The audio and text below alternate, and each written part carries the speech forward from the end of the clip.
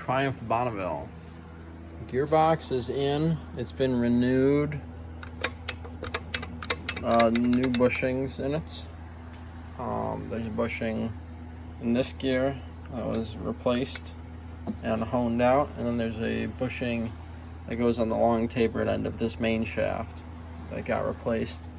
Shift forks are in, and it does cycle through all the gears like it should. You can see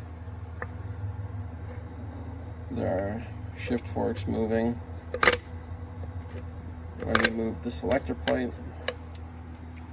So yeah, you're supposed to put it in fourth gear, which is what I did, but it says you're, based on the picture, you're supposed to, you know, put it all in one unit, but I did not. I put in my main shaft, then I snuck in a partially assembled, I put in my main shaft and the main shaft shift fork, and then I put in a half assembled lay shaft, and then added my third lay shaft gear and the shift fork, and then I added this, what is this, the high gear or the low gear? Oh, I can't remember what it is. I can't remember what it is. It's the low gear on the lay shaft. High gear's on the other side. Low gear, and then in the very bottom, that's high gear all the way down there, and then high gear, which you can't really see because it's smaller. But there's a high gear down there in the case somewhere, just behind that big gear down there. So yeah, that's pretty much done. I need to rebuild the shift quadrant, get my clutch detents all relubricated and rebuilt. I rebuilt the kickstart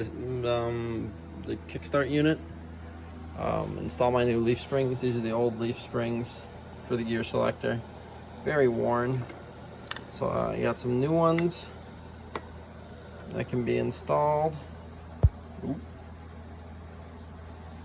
Those go on the inner housing.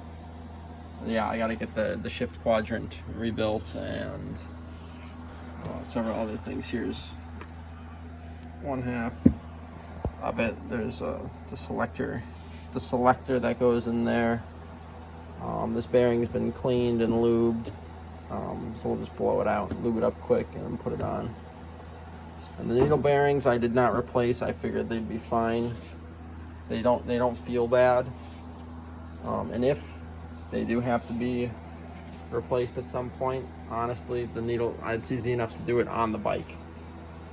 I don't have to split the case or anything. There's a needle bearing for the lay shaft. The lay shaft is all needle bearings, and the main shaft is roller bearings. So on the other end of the shaft in the case, there is a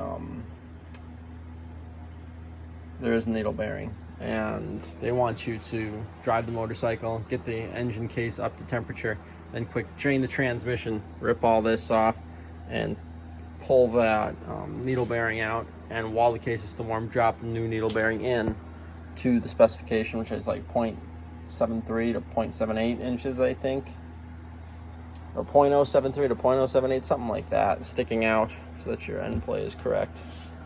But I didn't replace any of them. I think they felt fine. So yeah, I'm gonna keep putting this together. I'd like to get my gasket on here all RTV'd up and pinched up, so we'll see what happens.